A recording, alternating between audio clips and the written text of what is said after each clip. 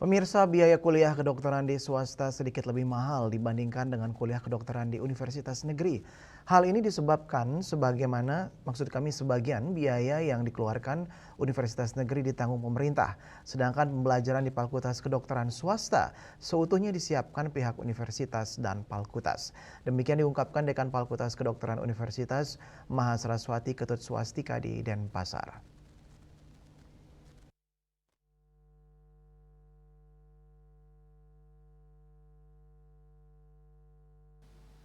Menurut Dekan Fakultas Kedokteran Unmas Ketut Swastika, pembelajaran kuliah kedokteran swasta memang sedikit lebih mahal karena tidak ditanggung pemerintah.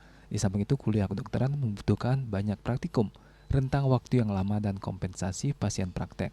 Pihaknya juga harus memperhatikan komponen pendukung fasilitas dan kurikulum, kualifikasi dosen dan merekrut guru besar yang sudah pensiun di UNUD guna memberikan pembelajaran di FK Unmas. Ya, betul sekali. Memang sesungguhnya kalau kita mau hitung-hitungan dana proses pembelajaran di Fakultas Kedokteran itu memang mahal.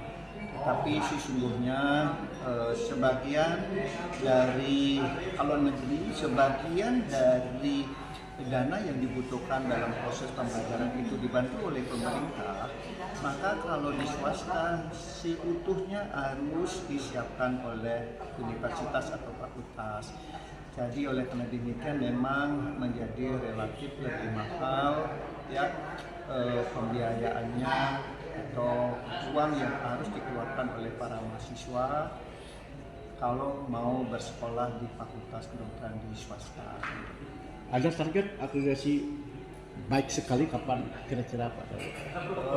Karena fakultas kedokteran Mahasaraswati ini relatif baru, jadi karena dengan segala keterbatasannya ini baru saja terakreditasi baik. Tentu kami berharap pada saat sudah ada lulusan nanti, karena ini baru semester 4, mungkin lagi 4 tahun lagi baru meluluskan. Nanti di sana kita paling tidak terakreditasi sangat baik, bahkan kalau bisa sudah bisa lebih. Terkait mencapai target akreditasi baik sekali atau unggul, Swastika berharap dalam waktu 4 tahun ke depan, fakultas yang dipimpinnya bisa mencapai akreditasi unggul. Agus Sudiatmika, Bali TV.